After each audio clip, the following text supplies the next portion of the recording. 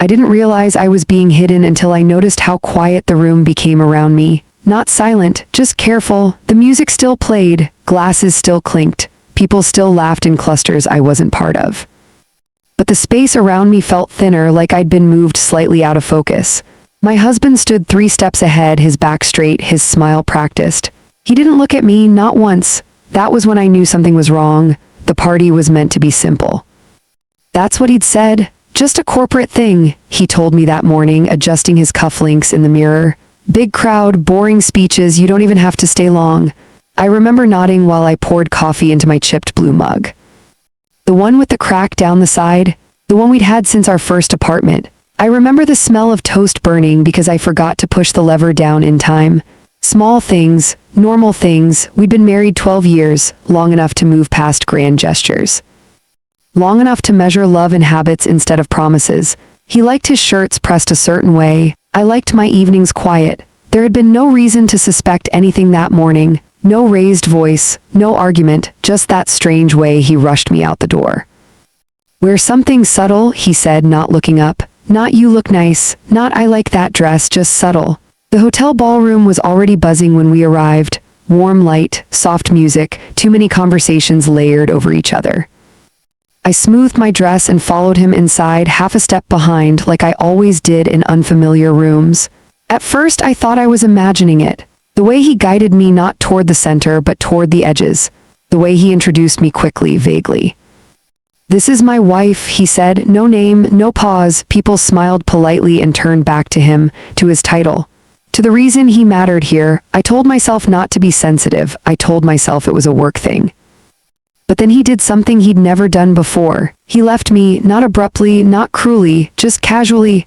I need to talk to someone, he said, already stepping away. I watched his back disappear into the crowd. I stood there holding my clutch, suddenly aware of how alone I looked. That's when the feeling settled in my chest, that I wasn't supposed to be seen. I moved closer to the wall, pretending to admire a large abstract painting I didn't understand. The air smelled like perfume and expensive wine. My feet hurt. Every few minutes I caught sight of my husband, always surrounded, always animated, always careful not to look in my direction. Once our eyes almost met. Almost. He turned away first. That hurt more than I expected. I don't know how long I stood there before someone approached me. A woman in a navy dress, kind eyes, mid-40s maybe. You're Marcus's wife, right? She asked. I smiled, relieved. Yes, she tilted her head. Oh, I didn't realize he'd brought you. The words landed softly, but they landed. Of course he did, I said too quickly. She nodded. Well, enjoy the evening. And she walked away. I stood there replaying her tone, not unkind, just surprised. That's when I started noticing more things. The way people spoke around me. The way conversations paused when I stepped closer.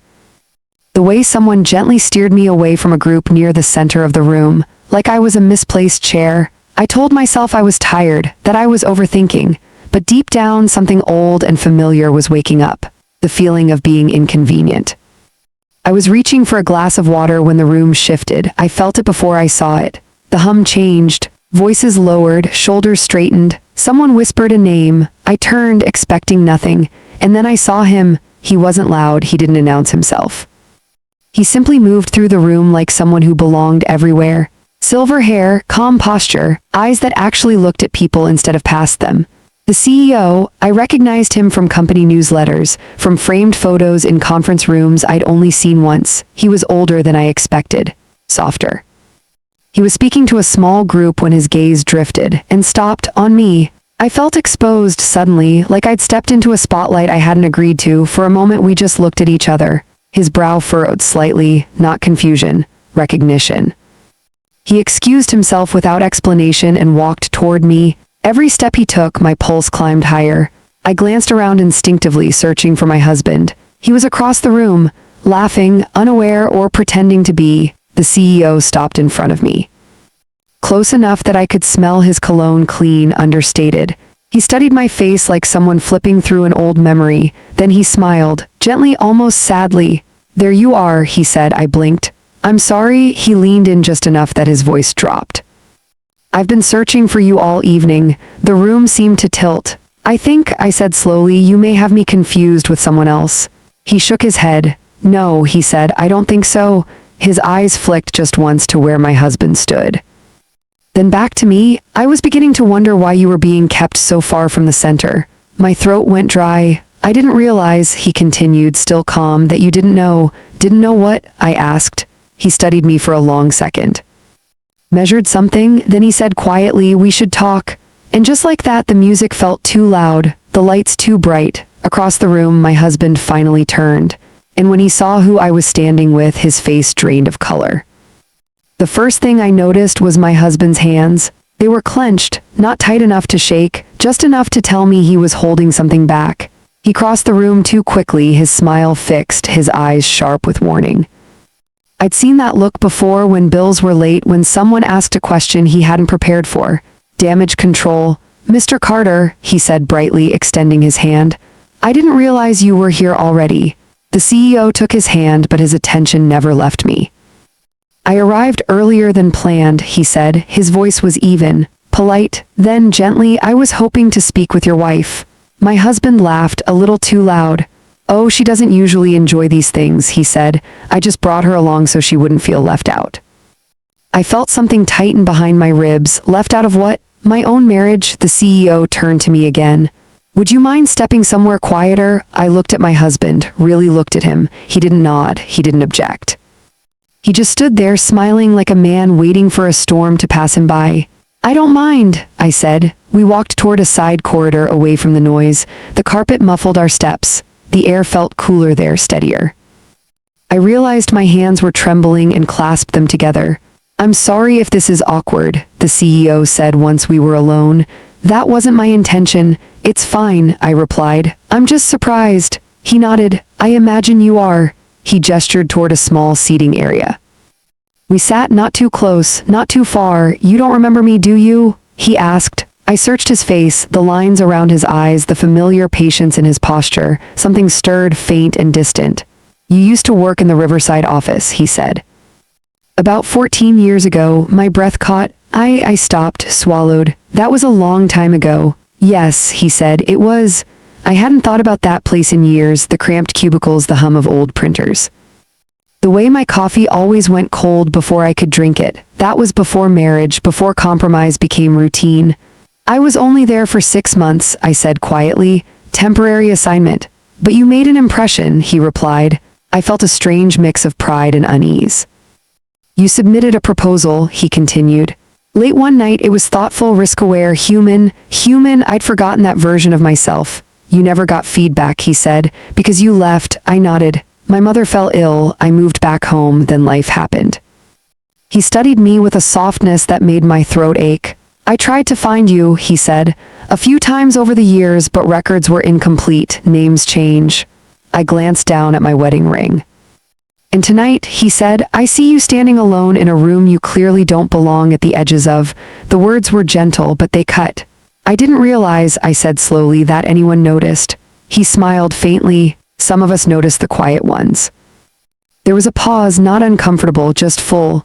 May I ask, he said carefully, what you do now? I hesitated. I manage the household, I said. I volunteer at the library twice a week. He nodded, no judgment, no surprise. And your husband? I didn't answer right away. He's very ambitious, I said instead. The CEO leaned back slightly. Ambition is not a flaw, no, I agreed, but it can become one. We sat in silence again. Somewhere beyond the walls, applause rose and fell, a speech ending, another beginning. I didn't mean to cause tension, he said finally, but I wanted you to know your absence was noticed. My chest tightened. Thank you, I said. That means more than you realize. He stood, offering his hand. I hope we'll speak again under better circumstances. I took it. His grip was steady, grounded. As he walked away, I stayed seated for a moment longer, letting the weight of the conversation settle. Then I stood and walked back into the noise. My husband was waiting for me near the bar. You okay? He asked too quickly. Yes, I said. He exhaled, relieved. Good, I was worried you might feel overwhelmed. I met his eyes. Why would I feel overwhelmed? He blinked. These events can be a lot. I nodded slowly. I didn't realize, I said, that you were trying so hard to keep me comfortable. The sarcasm was soft, almost polite. He frowned. What's that supposed to mean? It means, I said, that I noticed. Noticed what? That you didn't want me seen. His jaw tightened. "That's not fair," he said. "This is my professional world. You don't understand the dynamics." I laughed once, short, quiet. "I understand being erased," I said. "I've been doing it for years." He lowered his voice. "This is not the place." "No," I agreed. "It is." We stood there surrounded by celebration, speaking like strangers.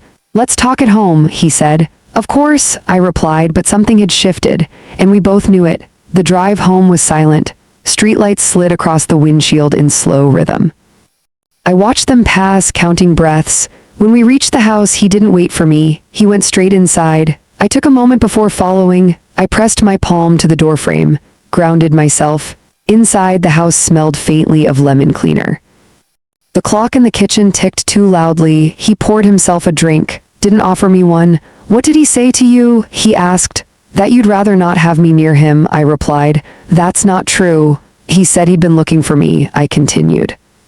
He froze. "Why?" he asked carefully. "Because I mattered," I said. He turned. "You're reading into this." "Am I?" I asked. He rubbed his temples. "You don't understand how things work at that level." "I understand," I said, "that you were ashamed." He laughed bitterly. "Of you?" He stopped himself, too late. The silence that followed was heavy. "I didn't mean it like that," he said. "Then how did you mean it?" I asked. He didn't answer. I walked past him, upstairs, into the bedroom we'd shared for over a decade. I sat on the edge of the bed and stared at the wall. For the first time in years, I wondered who I might have been if I hadn't learned to shrink, and I wondered how long my husband had been counting on that. That night, sleep didn't come easily. Memories rose uninvited. Late nights at the Riverside office, the thrill of being heard, the quiet pride I used to carry. Downstairs, I heard him pacing. Neither of us knocked. By morning, the distance between us felt permanent. And somewhere deep inside, a question had taken root. What else had he been hiding? Morning came the way it always did, without asking how either of us felt. Light slipped through the curtains in thin lines. Dust floated where it always floated. The house sounded normal, too normal. I lay still for a while. I listened, the refrigerator humming, a car passing outside, footsteps downstairs. He was awake. When I finally sat up, the other side of the bed was untouched, cold. He hadn't come back upstairs. I stood slowly. My knees ached a little, nothing new. In the bathroom, I washed my face and looked at myself without judgment. I looked like someone who had slept poorly, that was all. Downstairs, he sat at the kitchen table, laptop open, coffee beside him, already dressed for work, tie straight, shirt pressed, prepared. "Morning," he said.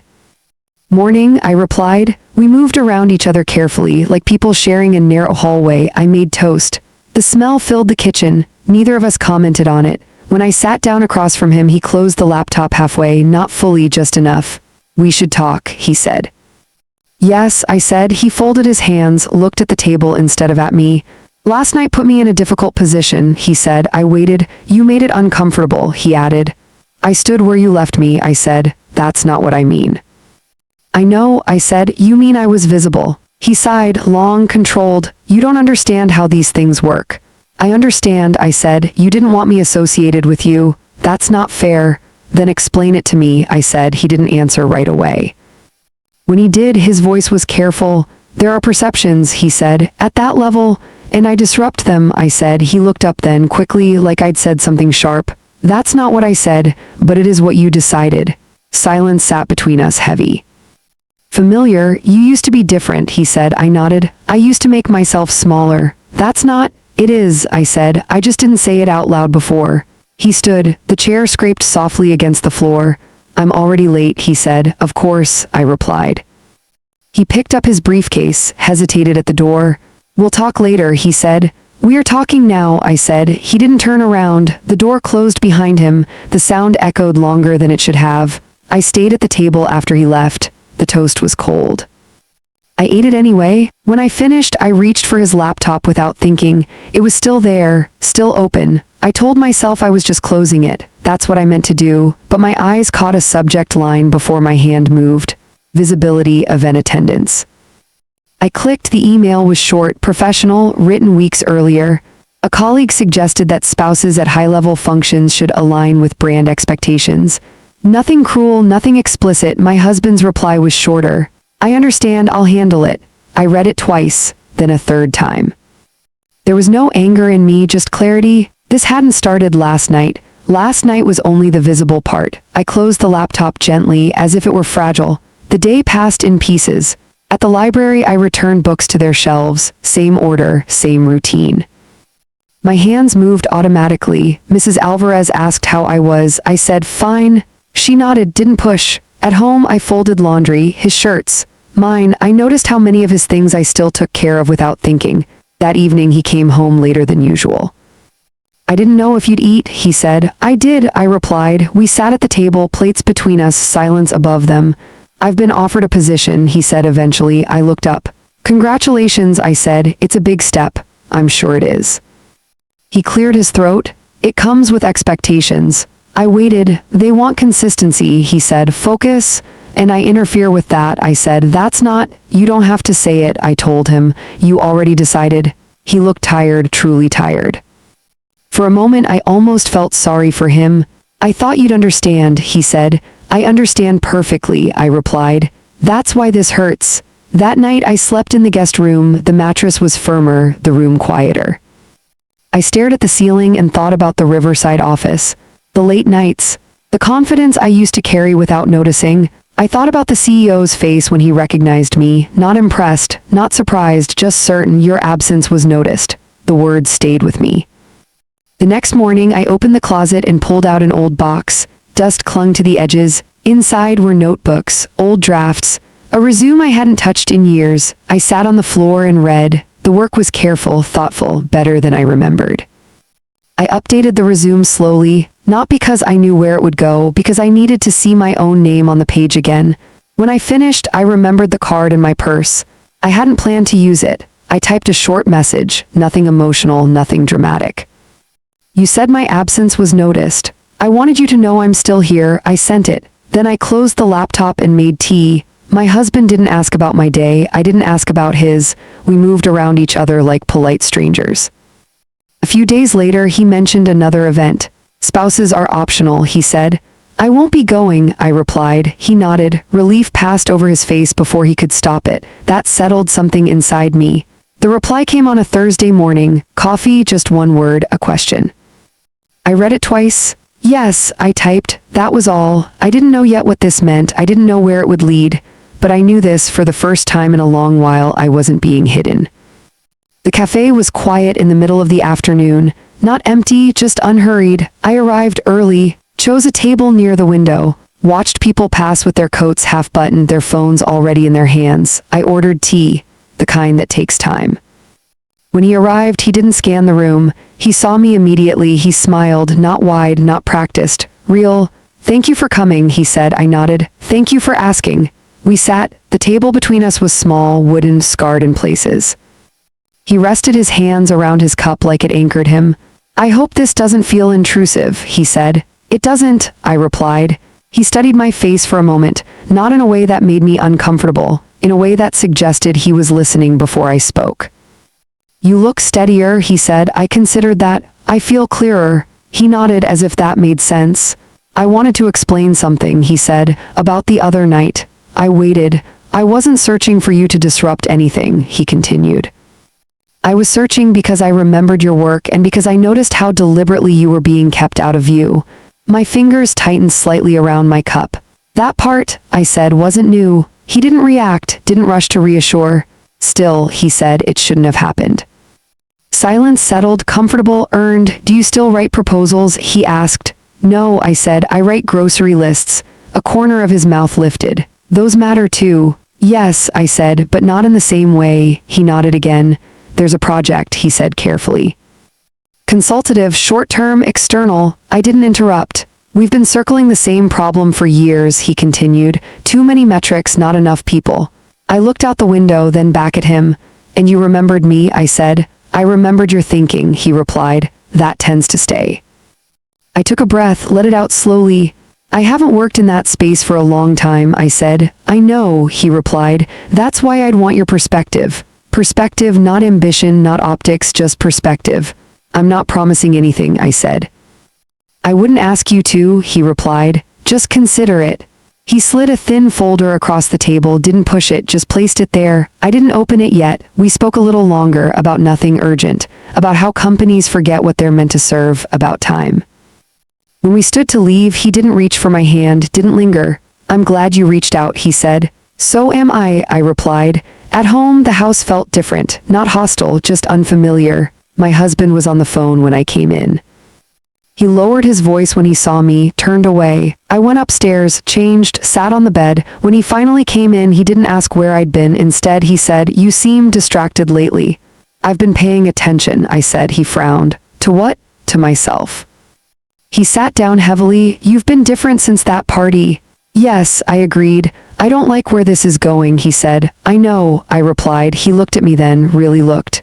"You're not planning to do anything reckless, are you?" he asked. I almost smiled. "No," I said. "I'm planning to do something honest." He shook his head. "This is exactly what I was afraid of." "Me having a life?" I asked. "Us losing focus," he said. I thought about the folder in my bag, the quiet confidence in the CEO's voice. The way my name had felt on the page. "We've been unfocused for years," I said. "You just didn't notice because it suited you." "That's not fair," he said. "I know," I replied. "But it's true." That night he slept beside me. But he faced the other direction. In the dark, I thought about fear, how it convinces people they're protecting something when they're really just preserving control. The next few weeks unfolded slowly. I read the folder, then read it again, took notes in the margins. I didn't rush. The CEO checked in once, briefly, no pressure. My husband noticed the change before I said anything. "You've been quieter," he said one evening. "I've been thinking," I replied. He watched me closely. "About what?" "About whether I still fit into the life we built," I said. He laughed once, sharp. "This again?" "It never stopped," I said. When I finally told him about the offer, I did it plainly, no build-up, no apology. "It's consulting," I said, "short term." He stared at me. "You're not serious." "I am." He stood, paced. Ran a hand through his hair. "You don't need this," he said. "I do," I replied. We agreed to a version of me that no longer exists," I said. His voice rose, not loud, controlled, dangerous. "You're going to embarrass me," he said. I looked at him, calm. "You already did," I replied. "You just did it quietly." He stopped pacing. "This could hurt my position," he said. "I know," I replied. "That's why you're upset." He stared at me like I'd spoken a language he didn't understand. The first meeting was virtual. I wore a plain blouse, no makeup, sat at the same desk where I used to pay bills. When I spoke, no one interrupted. When I finished, there was a pause, then someone said, "That's exactly what we've been missing." I muted myself afterward and sat there, hands folded. I didn't feel triumphant, I felt grounded. The change at home was immediate. My husband became watchful, corrective. He asked where I was going, who I was speaking to. "You never cared before," I said. "That was before," he replied. "Yes," I agreed, it was. At the next company event, he didn't ask me to come, but he didn't ask me not to either. I chose to go. When I walked into the room, I didn't wait to be placed. I stood where I wanted, and this time no one moved me. The night of the event, I took my time getting ready, not carefully, just deliberately. I wore the same dress I'd worn before, the navy one, nothing new, nothing loud. I pinned my hair the way I used to back when I still went to meetings that mattered to me. Downstairs, my husband watched from the doorway. "You're really going," he said. "Yes," I replied. He hesitated. "You don't have to prove anything." "I'm not," I said. "I'm attending." We drove together. The silence wasn't tense anymore. It was resolved. At the venue, he walked a step ahead of me. Out of habit, not intention, I didn't follow. I entered on my own. The room looked the same as it always did. Lights, glass, voices overlapping, but I felt different inside it. Someone recognized me, not as his wife. As myself, they said my name. Correctly, I thanked them and moved on. Across the room, my husband noticed. His shoulders stiffened slightly. He didn't intervene. I spoke with people, briefly, thoughtfully, no performance, no shrinking. When the CEO approached, it wasn't dramatic. He waited until I finished speaking with someone else. "You seem at ease," he said. "I am," I replied. "That shows," he said. My husband hovered nearby, not close enough to interrupt, not far enough to disappear. The CEO acknowledged him politely, nothing more. When the speech began, we stood in different places. That mattered. Later that evening, a senior partner pulled my husband aside. I watched from across the room, not with satisfaction, with curiosity. My husband nodded, listened, responded carefully. When he came back, his face was tight. "They know," he said quietly. I nodded. "Yes, they're asking questions. I imagined they would." He looked at me. "You didn't warn me." I didn't need to, I said. At home, the argument came quickly, not loud, not cruel, just final. You've put me in an impossible position, he said. You put yourself there, I replied. You're undermining me. I'm standing, I said. There's a difference. He sat down heavily. I did this for us, he said. No, I replied. You did this for control. The word hung between us. I never asked you to disappear, he said. You just benefited when I did. He didn't deny it. Days later, the consequences arrived quietly. A call, a meeting, a shift in tone. His promotion was reconsidered. Not denied, delayed. He blamed timing. Optics, everything but himself. I didn't argue. I began working more hours, contributing ideas, being heard. At home, we lived parallel lives. One evening, he said, they respect you. I nodded. I know. You've changed how they see me. I looked at him. You changed how you treated me? He turned away. The truth came out slowly, not an affair, not money, something smaller, colder. He'd been telling people I preferred to stay out of sight, that I wasn't interested, that I was delicate. I listened as he admitted it. His voice flat. It was easier, he said. Yes, I replied. For you. That was the moment something ended. I packed a bag the next morning, not everything, just enough. I need space, I said. For how long? He asked. I don't know. He didn't stop me. At the door, he said, I never meant to hurt you. I know, I replied. That's what hurts.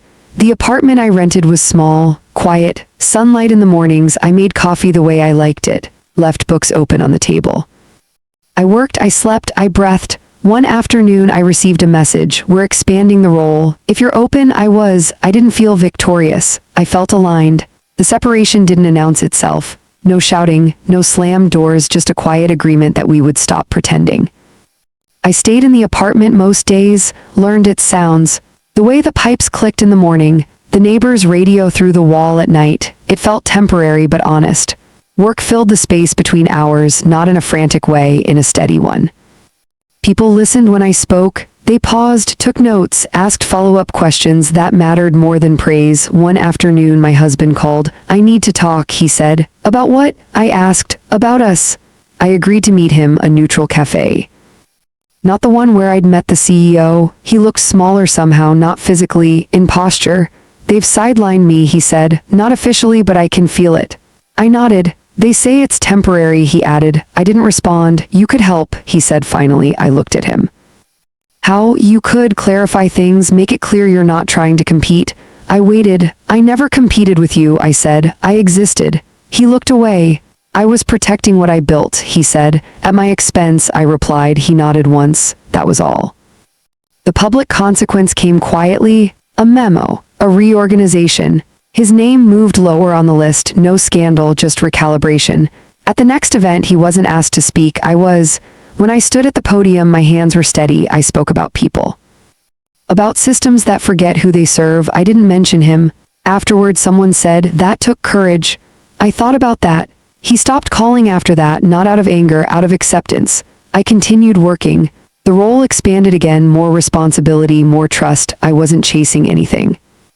I was responding. One evening I ran into him unexpectedly, a grocery store, a narrow aisle, cereal boxes between us. He looked tired.